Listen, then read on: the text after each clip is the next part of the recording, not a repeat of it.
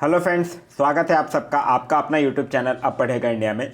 आज हम लोग इस वीडियो में देखेंगे जो हम लोगों ने बिहार दरोगा प्रारंभिक परीक्षा 2021 के लिए जो सुपर फास्ट रिवीजन स्टार्ट कर रखा है उस सीरीज में आज आगे बढ़ते हुए हम लोग देखेंगे रिवीजन सेट नंबर 44। इससे पहले ऑलरेडी 43 सेट जो है वो ऑलरेडी अपलोडेड है। अगर आप नहीं देखे हैं तो जाकर प्लेलिस्ट से देख सकते हैं। साथ ही साथ वैसे भी बहुत सारे सेट्स अपलोडेड हैं जिसमें चारों ऑप्शंस को एक्सप्लेन किया गया है, तो वो भी अगर आप नहीं देखे हैं तो जाकर प्लेलिस्ट से देख सकते हैं।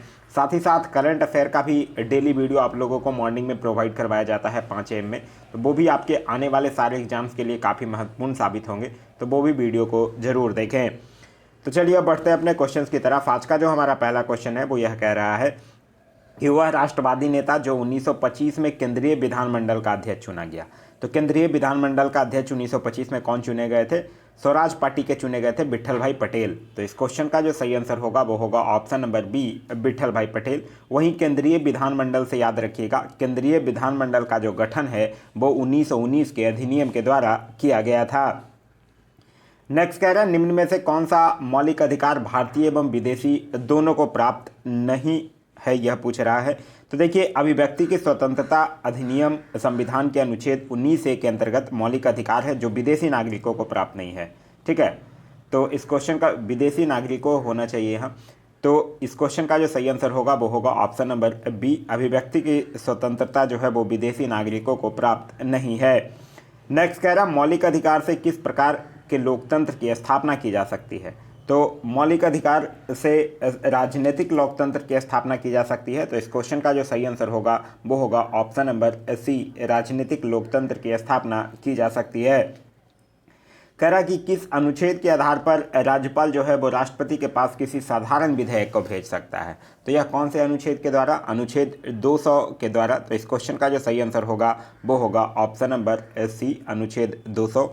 वहीं याद रखिएगा, राष्ट्रपति के पास भेजे गए विधेयक पर राष्ट्रपति का जो निर्णय है वो अंतिम होता है। आगे कह रहा है कि किस अनुच्छेद के अंतर्गत राष्ट्रपति को यह अधिकार है कि वो किसी विधेयक पर अपनी अनुमति रोक ले? तो यह कौन से अनुच्छेद के तहत? अनुच्छेद 111 के तहत। तो इस क्वेश्चन का जो सही आंसर होगा वो होगा ऑप्शन नंबर डी, अनुच्छेद 111। साधारण विधेयक को राष्ट्रपति जो है वो एक बार पूर्ण विचार के लिए वापस भेज सकता है, और साधारण विधेयक को राष्ट्रपति पॉकेट वीटो के तहत अपने पास अनिश्चित काल तक रोक भी सकता है। आगे कह रहा है सर्वोच्च न्यायालय का एक अभिलेख न्यायालय है, इसका आशय है। तो इसका आशय इसके सभी निर्णयों का साक्ष्यात्मक मूल्य होता है, ये बिल्कुल सही है। कह रहा है इसके सभी निर्णयों का अभिलेख के रूप में प्रयोग किया जा सकता है, ये भी सही है। इसे अपनी अवमानना करने वाले को दंडित करने का अधिकार है, ये भी सही है। तो इस क्वेश्चन का जो सही आंसर होगा वो होगा ऑप्शन नंबर जी, उपयुक्त सभी जो है वो सही है। आगे कह रहा है सरकारीय आयोग गठित हुआ था समीक्षा करने के लिए। तो सरकारीय आयोग जो था वो संघ और राज्य के मध्य संबंधों की समीक्षा करने के लिए गठित किया गया था। तो इस क्वेश्चन का जो सही आंसर होगा वो होगा ऑप्शन नंबर डी। सरकारीय आयोग का जो गठन है वो 1983 में हुआ था। यह अपनी रिपोर्ट जो था वो 1987 में सौंपा था, और यह जो है वो 3 सदस्यीय सदस्य था। नेक्स्ट कह रहा है वह राज्य जहाँ विधान परिषद नहीं है, यह पूछ रहा है। तो मध्य प्रदेश में विधान परिषद नहीं है। तो इस क्वेश्चन का जो सही आंसर होगा वो होगा ऑप्शन नंबर सी, मध्य प्रदेश में विधान परिषद जो है वो नहीं है। राज्य पुनर्गठन विधेयक जो 1956 है उसके आधार पर मध्य प्रदेश में भी विधान परिषद के गठन के प्रस्ताव को संसद की मंजूरी प्राप्त है, लेकिन अब तक गठन नहीं हुआ है। नेक्स्ट कह रहा है कि ऐसा रिपोर्ट किया गया है कि भूमंडलीय तापन के कारण समुद्री जल के पीएच मान में निरंतर कमी हो रही है, इसका कारण क्या है? तो इसका कारण है समुद्री जल द्वारा CO2 का अपेक्षाकृत अधिक उद्ग्रहण। तो इस क्वेश्चन का सही आंसर होगा वो होगा ऑप्शन नंबर ए। नेक्स्ट कह रहा है दल बदल निरोधक अधिनियम जो है वो किस तिथि को पारित हुआ? तो दल बदल निरोधक अधिनियम जो है 15 फरवरी 1985 को पारित हुआ है। 52वां संविधान संशोधन के द्वारा ही दल बदल निरोधक कानून को पास किया गया है। तो इस क्वेश्चन का जो सही आंसर होगा वो होगा ऑप्शन नंबर बी, 15 फरवरी 1985, और फिर जाकर 51वां संविधान संशोधन के द्वारा दल बदल कानून में परिवर्तन भी किया गया है। नेक्स्ट कह रहा है 26 नवंबर 1949 को अंगीकृत भारतीय संविधान के प्रस्तावना में शब्द सम्मिलित नहीं था, यह पूछ रहा है। तो न्याय था, राजनीतिक था, स्वतंत्रता भी था, लेकिन मूल संविधान के प्रस्तावना में समाजवाद शब्द शामिल नहीं था।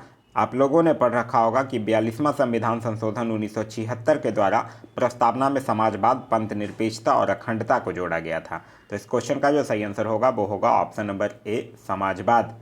नेक्स्ट कह रहा है संविधान की प्रस्तावना के संबंध में कौन सा कथन जो है वो गलत है। पंडित नेहरू द्वारा प्रस्तुत उद्देश्य प्रस्ताव ही प्रस्तावना बना, बिल्कुल सही है। कह रहा है कि इसकी प्रकृति जो है वो न्याय योग्य नहीं है, ये भी सही है। इसका संशोधन नहीं किया जा सकता, ये गलत है। तो इस क्वेश्चन का जो सही आंसर होगा वो होगा ऑप्शन नंबर सी, क्योंकि केशवानंद भारती विवाद जो आप लोग 1973 पढ़े होंगे, उसमें सर्वोच्च न्यायालय ने यह स्पष्ट निर्णय दिया था कि प्रस्तावना जो है वो संविधान का अंग है और संसद इसमें जो है वो संशोधन कर सकता है। और फिर जाकर 42वां संविधान संशोधन 1976 में प्रस्तावना में एक बार संशोधन भी करके 3 शब्द भी जोड़ा गया है। आगे कह रहा है कि संसद राज्य सूची के विषय पर भी कानून बना सकती है। तो संसद जो है वो स्वेच्छा से राज्य सूची के विषय पर कानून नहीं बना सकती है। तो इस क्वेश्चन का जो सही आंसर होगा वो होगा ऑप्शन नंबर डी, स्वेच्छा से वो कभी भी राज्य विषय पर कानून नहीं बना सकती है। नेक्स्ट कह रहा है कि राज्य का राज्यपाल मंत्रिपरिषद के परामर्श के बिना स्वतंत्र कार्य नहीं कर सकता है। तो यह कह रहा है कि राज्य का राज्यपाल जो है वो मंत्रिपरिषद के परामर्श के बिना स्वतंत्र कार्य नहीं कर सकता है, उच्च न्यायालय से परामर्श मांगने हेतु। तो इस क्वेश्चन का जो सही आंसर होगा वो होगा ऑप्शन नंबर डी, राज्यपाल के पास विशेषाधिकार है लेकिन वह इसका इस्तेमाल जो है वो उच्च न्यायालय से परामर्श मांगने में नहीं कर सकता है। नेक्स्ट कह रहा है कि निम्न में से सम न्यूट्रॉनिक समूह है। तो सम न्यूट्रॉनिक कौन होते हैं? वो तत्व होते हैं जिनके नाभिक में न्यूट्रॉनों की संख्या जो है वो समान होती है। तो इस क्वेश्चन का जो सही आंसर होगा वो होगा ऑप्शन नंबर डी।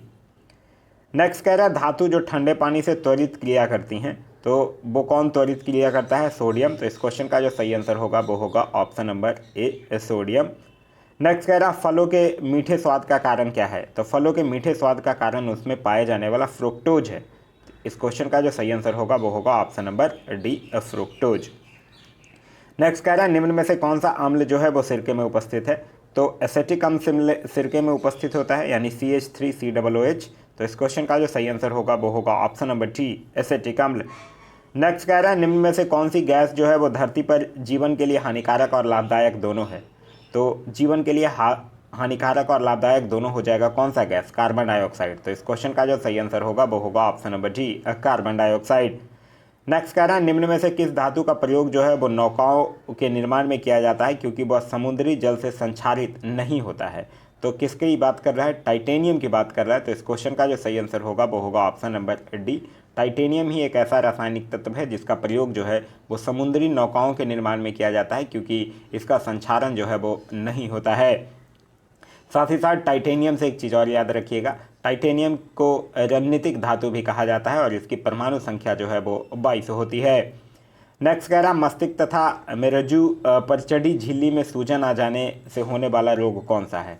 तो इससे होने वाला रोग को क्या कहते हैं? मेनिंजाइटिस। तो इस क्वेश्चन का सही आंसर होगा वो होगा ऑप्शन नंबर डी। नेक्स्ट कह रहा है शरीर में अतिरिक्त ग्लूकोज ग्लाइकोजन में परिवर्तित होकर भंडारित होती है। तो यह कहाँ भंडारित होती है? यह जो है वो यकृत में भंडारित होती है। तो इस क्वेश्चन का जो सही आंसर होगा वो होगा ऑप्शन नंबर बी, यकृत में। यकृत से याद रखिएगा, यकृत जो है वो मनुष्य के शरीर की सबसे बड़ी ग्रंथि होती है। नेक्स्ट कह रहा है प्रोटीनों के पाचन में सहायक एंजाइम कौन सा है? तो ट्रिप्सिन जो है वो प्रोटीन एवं पेप्टीन को पॉलीपेप्टाइड तथा अमीनो अम्ल में परिवर्तित करता है। तो इस क्वेश्चन का जो सही आंसर होगा वो होगा option number C, trypsin. Next कह रहा मानव रक्त एक श्यान तरल है, इसकी श्यानता का कारण क्या है? तो इसकी श्यानता का कारण है रक्त में प्रोटीन। तो इस क्वेश्चन का सही आंसर होगा वो होगा ऑप्शन नंबर ए, रक्त में प्रोटीन के कारण ही इसकी श्यानता होती है और रक्त की श्यानता जो है वो पानी से 5 गुना अधिक होती है। नेक्स्ट कह रहा है कि कीट भक्षी पौधे जिस मृदा में उगते हैं उसमें कमी रहती है, तो उसमें नाइट्रोजन की कमी रहती है। तो इस क्वेश्चन का जो सही आंसर होगा वो होगा ऑप्शन नंबर सी, नाइट्रोजन। और यह पौधे जो है वो अपनी नाइट्रोजन की कमी को कीड़ों को पकड़कर तथा उनका पाचन करके पूरा करते हैं। नेक्स्ट कह रहा है कि बाडा का संबंध है। बाडा क्या है? World anti doping agency. तो इस क्वेश्चन का जो सही आंसर होगा वो होगा option number B, dope testing से इसका संबंध है। और इसकी स्थापना जो है वो 1999 में लुसाने में किया गया था। नेक्स्ट कह रहा है डीएनए फिंगरप्रिंटिंग के उपयोग के द्वारा पहला अपराध किस वर्ष हल किया गया था? तो पहला अपराध यूके में 1983 में एक लड़की की हत्या का मामला था।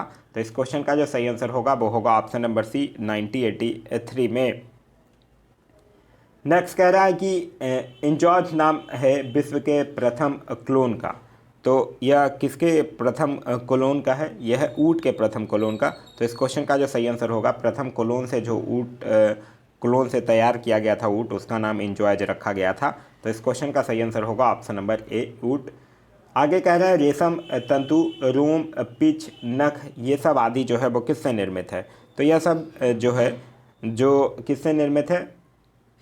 केरोटीन से है। तो इस क्वेश्चन का जो सही आंसर होगा वो होगा ऑप्शन नंबर सी, केरोटीन नामक पदार्थ से निर्मित है। नेक्स्ट कह रहा है दूध किस बैक्टीरिया के कारण खराब होता है? तो दूध में पाए जाने वाले लैक्टोबैसिलस जीवाणु की क्रिया के कारण यह खराब होकर खट्टा हो जाता है। तो इस क्वेश्चन का सही आंसर होगा option number D, lactobacillus. Next कह रहा है टेप रिकॉर्डर तथा अन्य ध्वनि यंत्रों पर अंकित पद डॉल्बी बी या डॉल्बी सी जो है वो किसे निर्देशित करती है? तो यह जो है बोजब हास प्रतिपथ को निर्देशित करती है। तो इस क्वेश्चन का सही आंसर होगा ऑप्शन नंबर सी।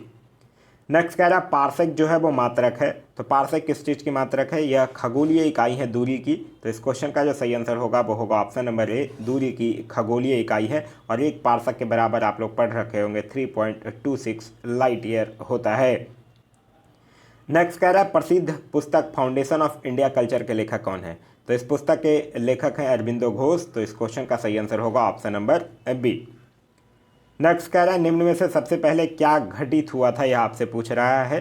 सी राजगोपालाचारी योजना की अगर हम लोग बात करते हैं तो ये हुआ था 1944 में। वहीं मोपला विद्रोह की बात करते हैं तो ये हुआ है 1921 में। अगस्त प्रस्ताव की अगर बात करते हैं तो ये हुआ है 1940 में।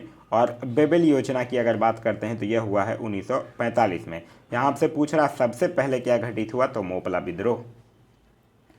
नेक्स्ट कह रहा है निम्न में से कौन जो है वो सुमेलित नहीं है, यह आपसे पूछ रहा है। गांधी जिन्ना वार्तालाप 1945, यही गलत है।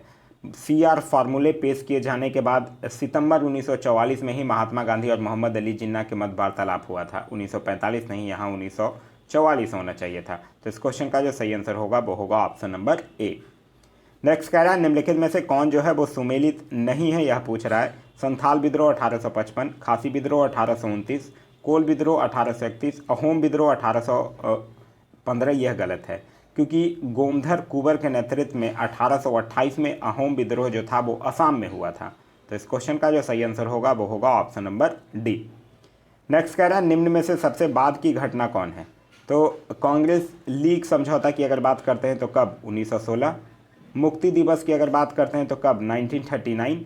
इंडियन नेशनल लिबरेशन फेडरेशन की स्थापना की अगर हम लोग बात करते हैं तो कब? 1919।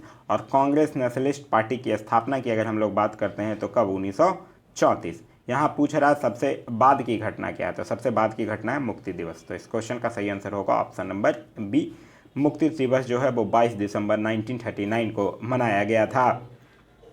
नेक्स्ट कह रहा है निम्नलिखित में से कौन सी तरंग जो है वो प्रति फोटोन अधिकतम ऊर्जा ले जाती है? तो यह जो है वो एक्स किरणें है। तो इस क्वेश्चन का सही आंसर होगा वो होगा ऑप्शन नंबर ए, एक्स किरणें। नेक्स्ट कह रहा है कि तृतीय आंग्ल मैसूर युद्ध जो है वो किस संधि के बाद समाप्त हुआ?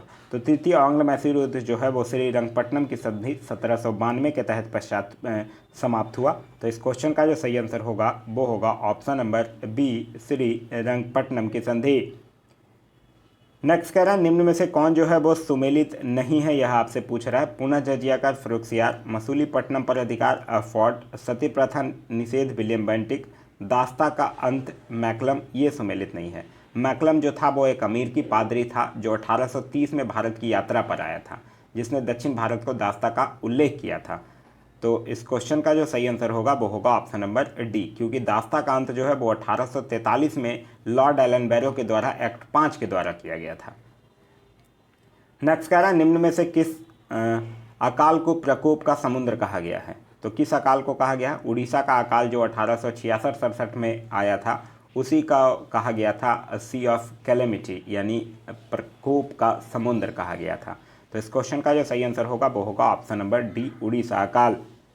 नेक्स्ट कह रहा है कि 19वीं शताब्दी में किस देश के विस्तारवादी भय का परिणाम जो है वो एंग्लो अफगान युद्ध था?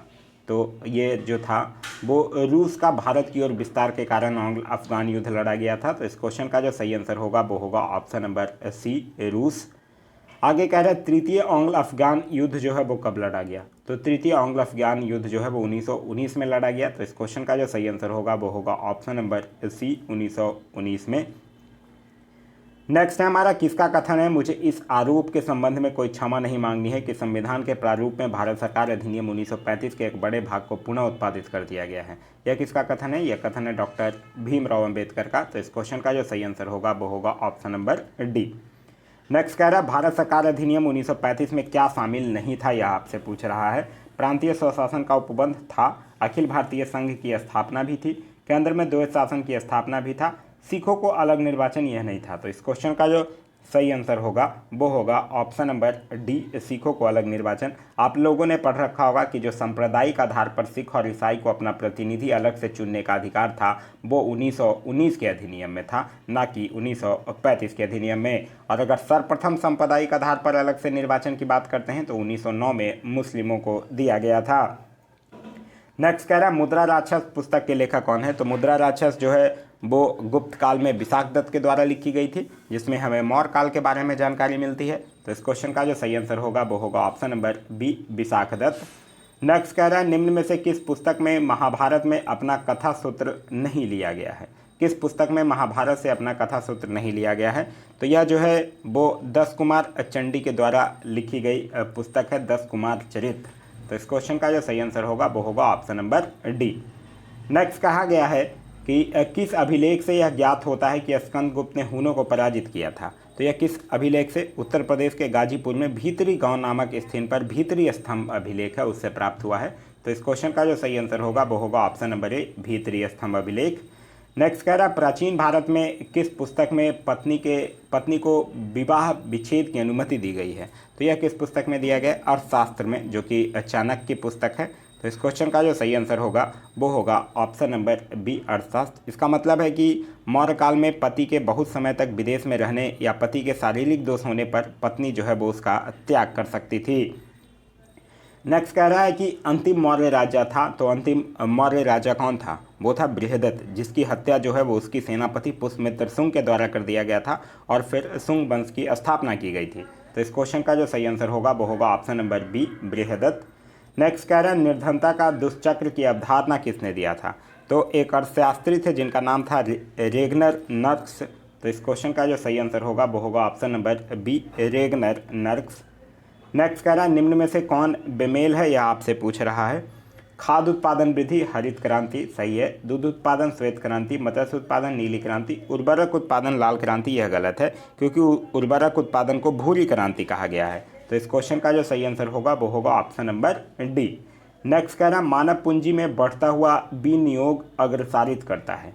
तो मानव पूंजी में बढ़ता हुआ विनियोग अग्रसारित संसाधनों का समुचित प्रयोग का भी करता है, उत्पादकता में वृद्धि का भी करता है और कुशलता का विकास का भी करता है। तो इस क्वेश्चन का जो सही आंसर होगा वो होगा ऑप्शन नंबर जी, उपयुक्त सभी। नेक्स्ट कह रहा है राष्ट्रीय खाद्य सुरक्षा मिशन के अंतर्गत शामिल उत्पादन बढ़ाने के उद्देश्य में शामिल नहीं है।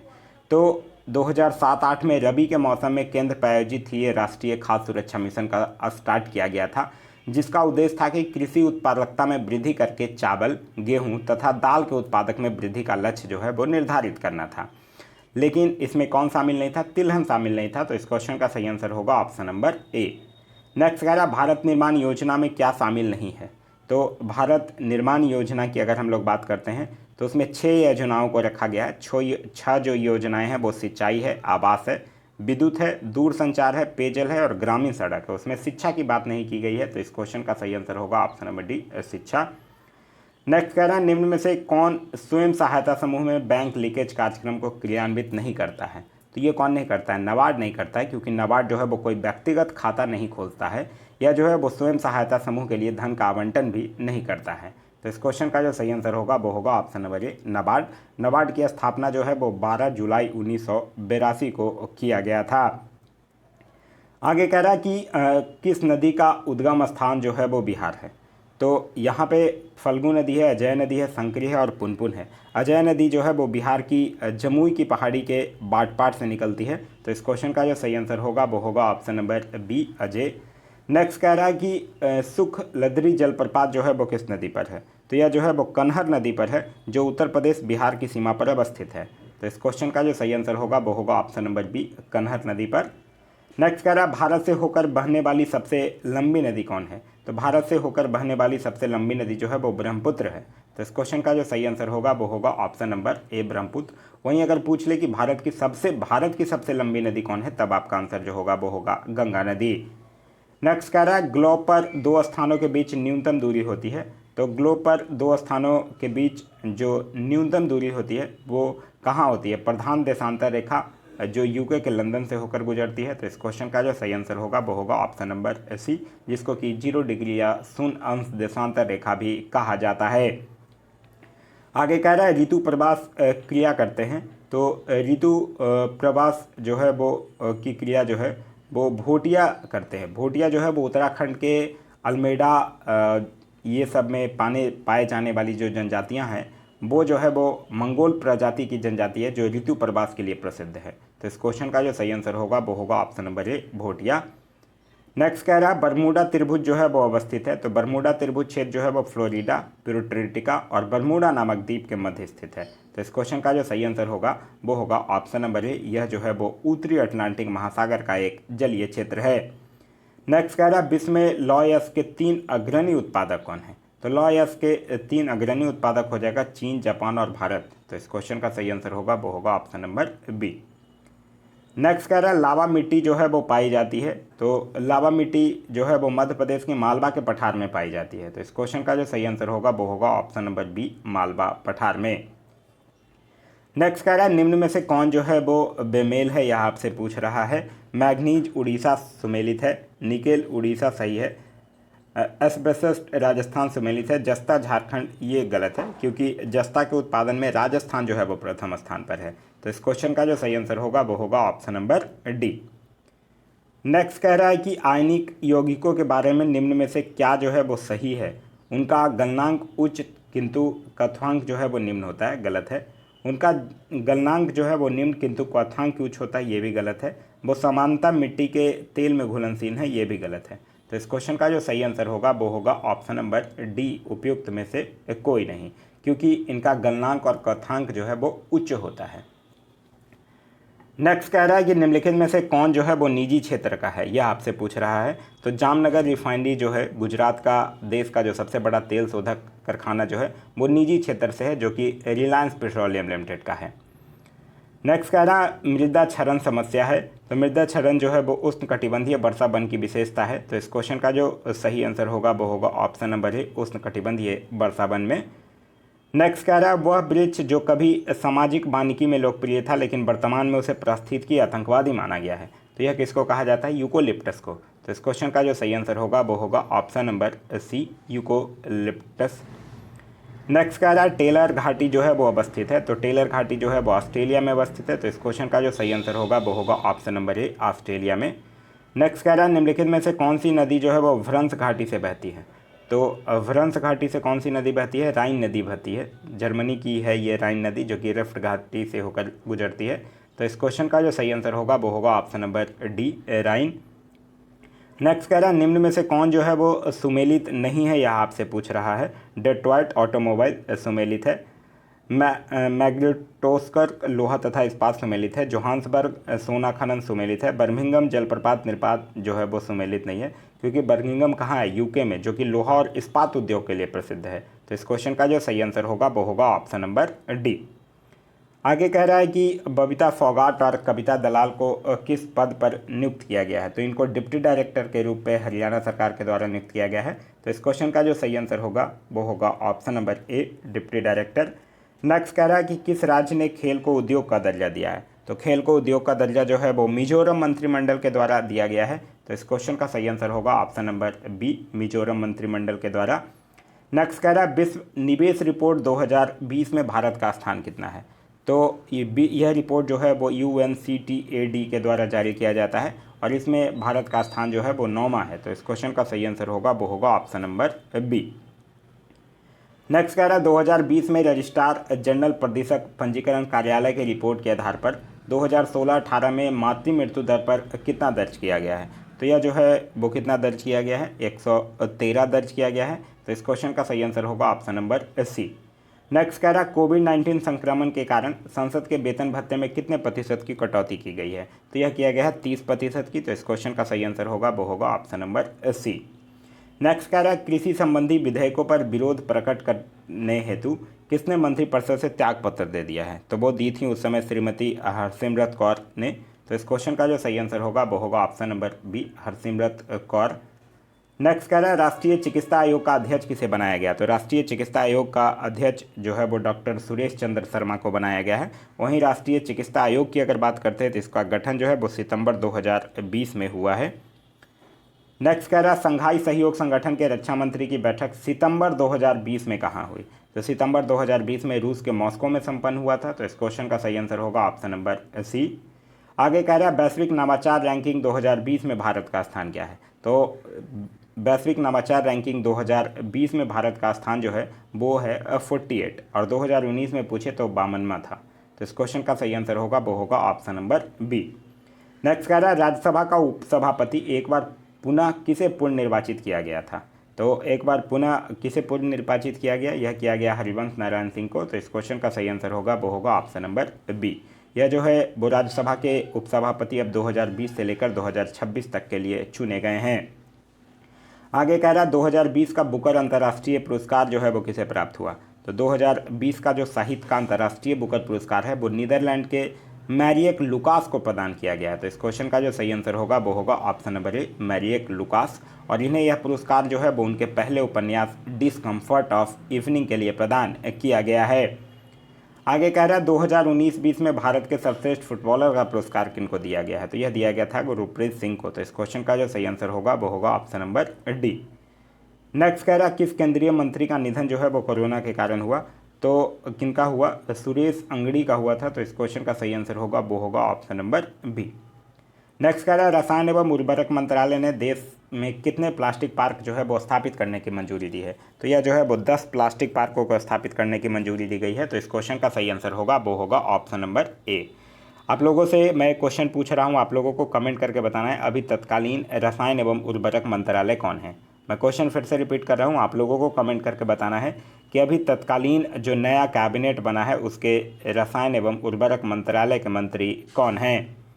नेक्स्ट कह रहा है टाइम पत्रिका ने 100 सबसे प्रभावशाली लोगों की सूची में किस भारतीय अभिनेता को शामिल किया है।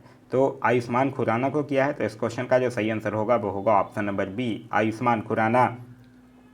नेक्स्ट कह रहा है सीजर्स कप जो है वो किस खेल से संबंधित है। तो सीजर्स कप हो गया, Durand cup, Rovers cup, FIFA cup, ये सब जो है वो फुटबॉल से संबंधित है। तो इस क्वेश्चन का जो सही आंसर होगा वो होगा ऑप्शन नंबर डी, फुटबॉल से संबंधित है। नेक्स्ट कह रहा है सियाचिन हिमनद जो है वो कहाँ स्थित है। तो सियाचिन ग्लेशियर का मध्य भाग एक विशाल हिम क्षेत्र है जो कि नुब्रा घाटी में स्थित है। तो इस क्वेश्चन का जो सही आंसर होगा वो होगा ऑप्शन नंबर डी, नुब्रा घाटी। सियाचिन ग्लेशियर जो है वो हिमालय का सबसे बड़ा ग्लेशियर है। नेक्स्ट कह रहा है कि हेग समझौता जो है वो किससे संबंधित है। तो हेग समझौता की अगर हम लोग बात करते हैं तो यह एक अंतर्राष्ट्रीय समझौता है जो 1980 में किया गया था। और यह समझौता ऐसे बच्चों की त्वरित वापसी सुनिश्चित करता है जिनका अपहरण कर उन्हें उस जगह पर रखने से वंचित किया गया है जहां वो रहने के अभ्यस्त हैं।